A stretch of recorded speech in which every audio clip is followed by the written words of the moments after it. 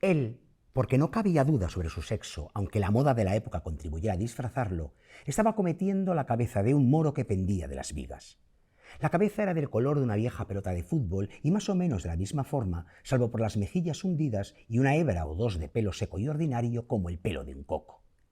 El padre de Orlando, o quizá su abuelo, le había cercenado de los hombros de un vasto infiel que de golpe surgió bajo la luna en los campos bárbaros de África. Y ahora se amacaba suave y perpetuamente en la brisa que soplaba incesante por las buhardillas de la gigantesca morada del caballero que lo tronchó. Los padres de Orlando habían cabalgado por campos de asfódelos y campos de piedra y campos regados por estaños ríos y habían cercenado de muchos hombros muchas cabezas de muchos colores y las habían traído para colgarlas de las vigas. Orlando haría lo mismo, se lo juraba, pero como solo tenía 16 años y era demasiado joven para cabalgar por tierras de Francia o tierras de África, solía escaparse de su madre y de los pavos reales en el jardín y subir hasta la buhardilla para hender y arremeter y cortar el aire con su acero. A veces cortaba la cuerda y la cabeza rebotaba en el suelo y tenía que colgarla de nuevo, atándola con cierta hidalguía casi fuera de su alcance, de suerte que su enemigo le hacía muecas triunfales a través de labios contraídos negros. La cabeza oscilaba de un lado a otro porque la casa en cuya cumbre vivía era tan vasta que el viento mismo parecía atrapado ahí, soplando por acá, soplando por allá, invierno y verano. Orlando estaba ahora en el centro del cuerpo amarillo de un leopardo heráldico. Al poner la mano en el antepecho de la ventana para abrirla, aquella se volvió inmediatamente roja, azul y amarilla como un ala de mariposa. La cara de Orlando, al abrir la ventana, solo estaba alumbrada por el sol. Imposible encontrar cara más sombría y más cándida. El rojo de sus mejillas era aterciopelado como un durazno. El vello sobre el labio era apenas un poco más tupido que el vello sobre las mejillas. Los labios eran cortos y ligeramente replegados sobre dientes de una exquisita blancura de almendra. Nada molestaba el vuelo breve y tenso de la sagitaria nariz. El cabello era oscuro, las orejas pequeñas y bien pegadas a la cabeza. Pero ay de mí, estos catálogos de la hermosura juvenil no pueden acabar sin mencionar la frente y los ojos. Ay de mí. Pocas personas nacen desprovistas de esos tres atributos, pues en cuanto miramos a Orlando parado en la ventana, debemos admitir que tenía ojos como violetas empapadas, tan grandes que el agua parecía haber desbordado de ellos ensanchándolos, y una frente como la curva de una cúpula de mármol apretada entre los dos medallones lisos que eran sus sienes. En cuanto echamos una ojeada a la frente y los ojos, nos extraviamos en metáforas. En cuanto echamos una ojeada a la frente y a los ojos, tenemos que admitir 1000 cosas desagradables de esas que procura eludir todo biógrafo competente. Pero no va a eludir todo, porque Virginia Woolf nos va a contar la historia, historias, la vida, vidas de un personaje fascinante, Pablo Vilaboy, cuyo nombre da título a una de las obras magnas del siglo XX de los que vengan, Orlando. Orlando, que pasará del periodo isabelino al victoriano y de ahí a los albores del siglo XX. En esta, Virginia Woolf dijo de Orlando que eran sus vacaciones de escritora, porque la creó entre la señora Dalloway y Alfaro, y después vendrían las olas y los años. Orlando, aunque tiene toda la parte lírica de la escritura de Virginia Woolf, tiene mucho de pensamiento introspectivo de los personajes, sí se aparta mucho de lo que le dio fama y prestigio a Virginia Woolf, que es el llamado fluir de la conciencia o el monólogo interior, y por eso mismo en la época los críticos no la recibieron demasiado bien. Pensaron que era un paso atrás en la carrera literaria de Virginia Woolf. Hay que decir que Virginia Woolf hizo esta novela dedicada a Vita Sackville West, que era por aquel entonces su amante, y uno de los hijos precisamente de esta aristócrata y escritora también, dijo que para él Orlando era la carta de amor más encantadora de toda la literatura inglesa. Las intenciones de Virginia Woolf en Orlando, aparte de estas vacaciones de escritora, era hacer una parodia del género biográfico, y de hecho el narrador que narra la vida de Orlando muchas veces se muestra apagado de sí mismo y con matices burlescos. Y después, hoy en día, que está tan de moda lo de el género fluido, la sexualidad libre, pues hay que decir que en una novela de principios del siglo XX que se tratara no solamente ya la homosexualidad, sino el fluir de géneros, porque Orlando pasará de ser hombre a mujer de manera totalmente, que lo es natural, pues fue un logro que, bueno, hoy en día puede parecernos natural, pero en la época también fue un gran choque. Va a ser siempre una adelantada. Da igual en qué tiempo estemos o estén los que vengan, e incluso si la ponemos hacia atrás o en su propia época, como tú dices. Virginia Woolf siempre está mucho más allá de lo que algunos pueden reivindicar, pedir, exigir o querer. Orlando. Ahí está. Sí, es cierto que es una de sus novelas más accesibles, a pesar de la temática, y bueno, si alguien no se ha acercado todavía a la literatura de ella, es un buen comienzo. Es un magnífico pórtico, y ahí ya vendrá luego, como has dicho, tanto lo que escribió antes, señora Dalloway, como Alfaro, Las olas y todo aquello. Madre mía, Virginia Woolf. Hoy estamos especialmente contentos en el Arpa de Becker porque recibimos de nuevo a un querido amigo, pero además estamos muy contentos porque de lo que vamos a hablar, él, Pablo Miraboy, ya nos avanzó algo. Tuvo la deferencia, tuvo el cariño, la complicidad de compartirlo con nosotros y con los espectadores del programa.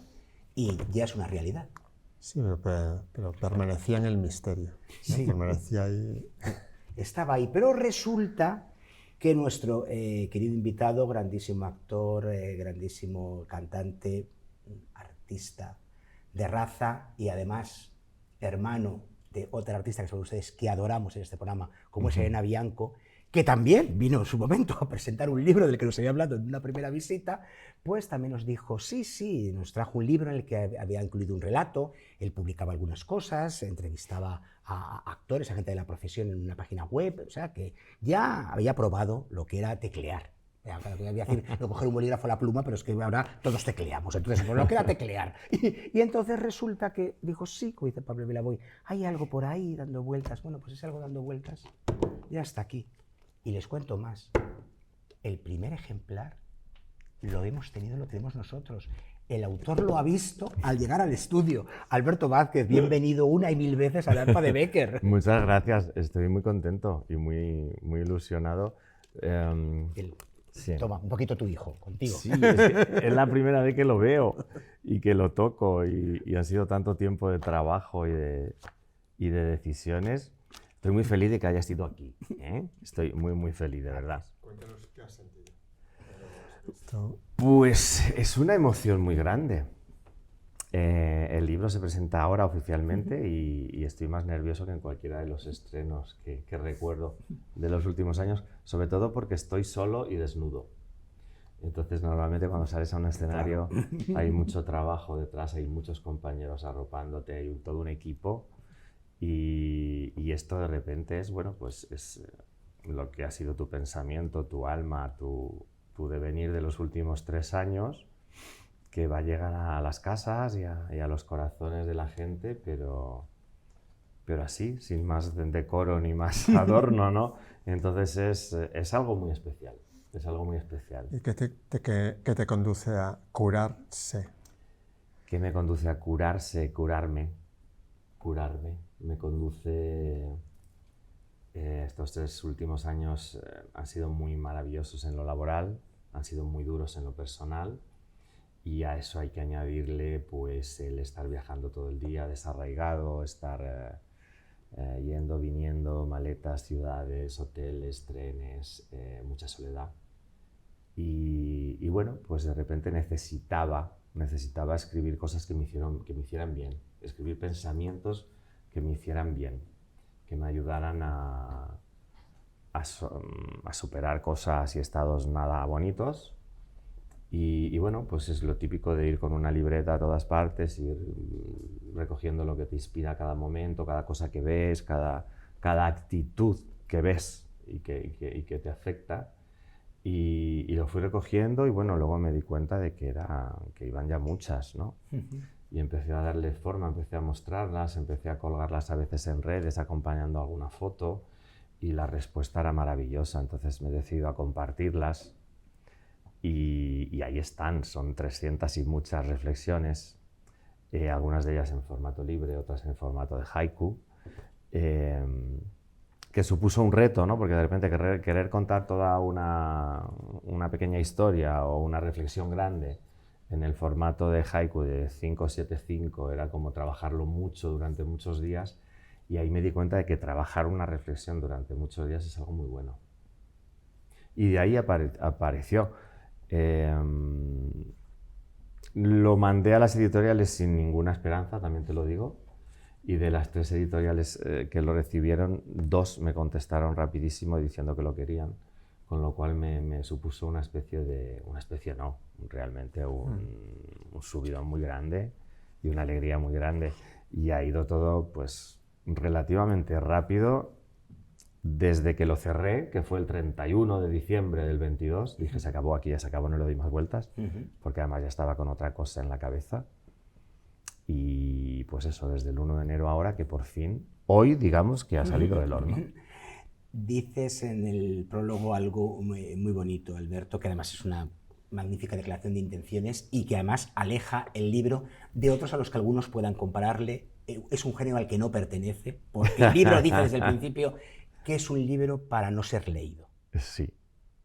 Entonces ya ahí está, o sea, es decir, no es un decálogo, no son unas instrucciones, no son nada, es un libro para abrirlo, detenerse aquí y, ¿verdad?, dejarlo ahí dentro, en ti, a ver qué ocurre. A ver qué pasa, sí. Yo creo que las reflexiones, vivimos en un mundo donde no nos damos el tiempo de reflexionar, lo cual es una gran tristeza. Cuando te pones a hacerlo, enseguida tienes que pasar página porque ocurre algo que te saca de ese estado. Entonces, ponerte a leer un libro de 300 y pico páginas, donde son 300 y pico reflexiones o pensamientos o consejos, o como lo quieras llamar, me parece absolutamente contraproducente, ¿no? Entonces, lo bonito, lo que a mí me ha servido, lo que yo quiero que se haga, pido que se haga, es que tú abras el libro y te quedes con eso que el libro te está contando y le des vueltas durante todo el día a lo bonito o lo feo o lo aparentemente nada que haya podido significar, porque cualquier reflexión, si la trabajas, te lleva a un buen sitio. ¿Cómo has hecho la criba? ¿O están todos los que...? No, que va. ¿Cómo he hecho la criba? Releyéndolo después de haberme distanciado bastante. Entonces, los que me producían a mí mismo interés o me despertaban cosas son los que se han quedado. Los que me parecían confusos o que no aportaban nada más allá de que eran poéticos o bonitos, pues están en otro sitio para mí. Pero estas son las que, al ser releídas semanas o meses después, a mí me ha gustado leerlas. Y luego dices otra cosa también muy interesante y que te desvincula para bien de cierto tipo de libros que además en el Arpadebeca no nos gustan. Por eso sí nos ha gustado, porque dices, también tranquilos, porque lo que no te valga un día puede que te valga después, y lo que te valió un día, por eso, ¿verdad?, no hay fórmulas mágicas, Alberto, no. Al día siguiente no vale. En absoluto. No, la vida es un cúmulo de millones de instantes que van cambiando y cambiando y cambiando constantemente. Y los pensamientos son muy libres y muy volátiles, o sea, y realmente lo que nos sirve hoy o ahora, mañana puede parecernos una soberbia tontería o cosas que pasan de largo en cualquier momento, de repente las escuchas en una situación dada y te abren toda una puerta, ¿no? Yo creo que con estas reflexiones, pues además he intentado que sean lo más cortas posibles, tipo tweet total, porque la gente, el público, estamos tan bombardeados de ideas y de imágenes y de todo, que es que está demostrado que ahora mismo el ser humano no le presta atención más de 30 segundos a algo, 30 segundos reales. Entonces he intentado concentrarlo lo máximo posible.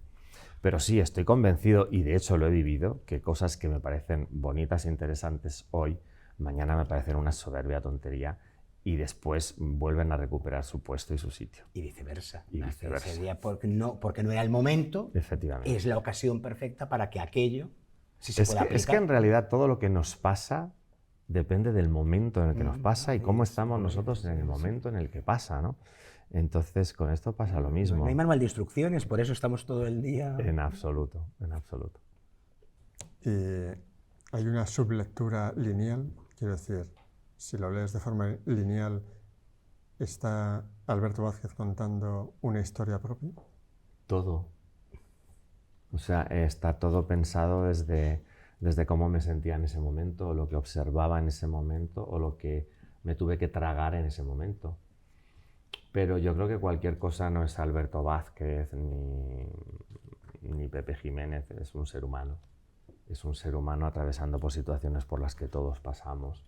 Con lo cual, sí es verdad que todo es por mí, a través de mí, y si no hubiera estado ahí. Pero vamos, yo creo que son pensamientos por los que todos hemos pasado, de lado, de perfil y de espaldas.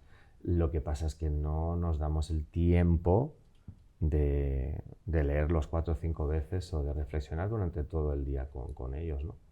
Yo soy terapeuta Gestalt desde hace muchos años, tengo pacientes y nunca lo he querido dejar. O sea, voy con el ordenador en los hoteles porque a muchos pacientes los atiendo, obviamente, online. Y lo que se aprende con ellos es maravilloso, ¿no? Lo que aprende el terapeuta con los pacientes. Y yo creo que todos podemos ser terapeutas si nos ponemos a escuchar. Lo que pasa es que después, inmediatamente después, abrimos el teléfono, hacemos otra cosa y eso tan bonito que pasó, lo dejamos irse. Y lo que no he estado haciendo durante estos 3 años es dejar que eso se fuera. Lo he ido recogiendo. Y creo que con que a una persona les sirva un día para pasar un buen rato o quitarse un problema en medio o relativizarlo, ya es un trabajo muy bien hecho. Si no cuidas de ti mismo, no te quejes de cómo te tratan. Y como dices, alguien, cualquiera, diremos, yo el primero en ese sentido, y más como amigos que somos, qué obviedad. Pero claro, vas al meollo.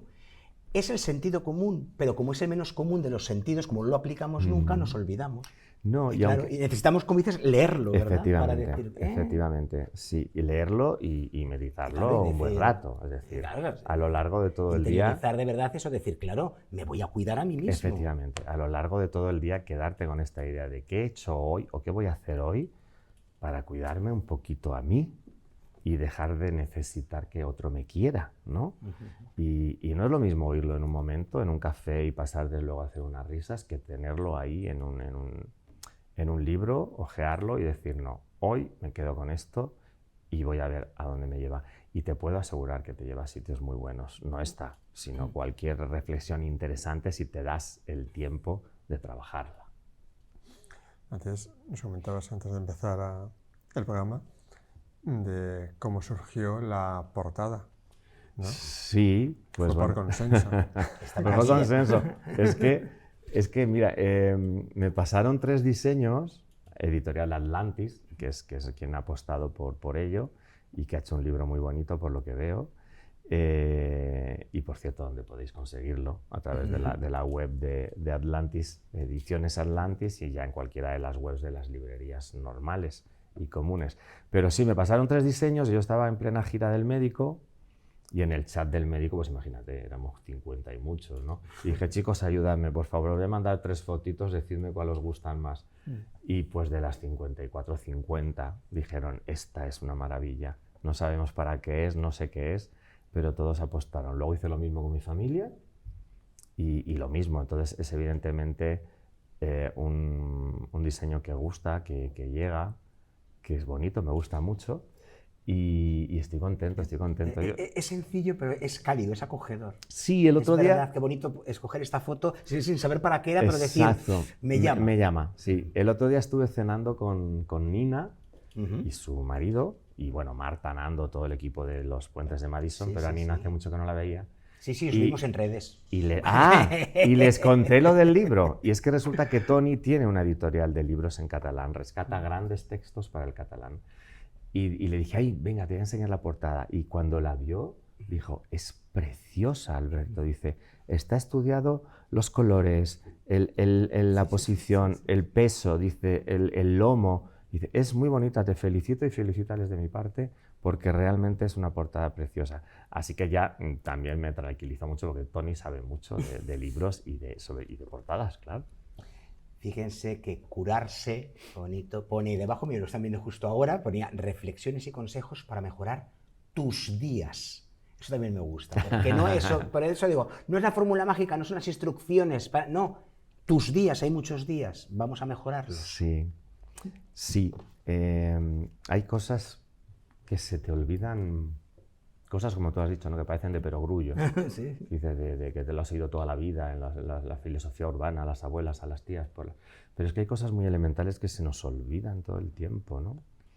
A los actores, por ejemplo, o yo ahora que antes de venir aquí estaba nervioso, porque es la primera vez que voy a hablar de mi libro, de un libro, era como, bueno, ¿qué digo? ¿Qué hago? Y yo, en mi caso, tengo que recordarme muchas veces, yo hago esto para pasármelo bien. Si no me lo paso bien, si no voy relajado, si no disfruto de este momento, nada tiene sentido, porque bastante complicada es la vida.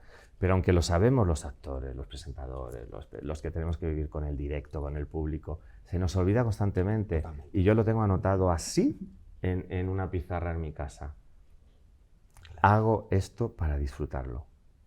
Y me lo tengo que recordar, quiero decir. Entonces, hay días que no, hay días que sí, pero conviene tenerlo bien anotadito y las cosas que funcionan, tenerlas registradas y no olvidarlas. Como decía la tía Carmen de Oscar, en una vida hay muchas vidas. Hombre, Mi tía lo dice siempre. Algo, ya te digo, menuda película tenemos cada uno detrás, pero un largo de los buenos. Bueno, y mi abuela también decía, es que vivir es un desvivir. Mira, podría ser casi, ¿verdad? Es muy bueno. Y ayer escuché una reflexión, ayer llegué de Almería de pasar unos días desconectado y me hablaron de un amigo al que todo le salía mal y alguien le dijo, es que tienes un pensar, tienes mala suerte pensando. Y me dije a mí mismo, oye, qué fuerte es esto. Claro. Hay gente que tiene mala suerte pensando, es decir, que siempre elige mal. Pero es muy cambiar la graciosa baza, la ¿no? frase, sí, tiene mala suerte pensando. Alberto Vázquez, gracias siempre por tu generosidad, por tu Por complicidad, favor. por tu amistad y A gracias vosotros. por ayudarnos, porque además esto sí que de verdad, ayudar a curarnos a nosotros mismos. Eso es. Esa es la reflexión. Hagamos lo posible por curarnos, porque si nos curamos, estamos lo mejor posible, nuestro entorno va a estar lo mejor posible. Y eso no tiene precio. Pues muchísimas gracias y hasta siempre, ya lo sabes, esta es tu casa. A vosotros. Pablo Vilaboy, hoy el ángulo hay que iluminarlo. Se ponga el arpa como se ponga. No podemos ir con otro espíritu. Vamos siendo y curados, además. Las dos cosas. Y vamos, por supuesto, buscando estas y otras lecturas, porque veis que este libro es para que esté con nosotros, vamos abriéndolo y demás. Y luego tenemos otras lecturas que muy pronto vamos a compartir con todos ustedes. Entonces también hay que iluminar el ángulo oscuro. Lo sentimos, arpa, pero seguirá sonando.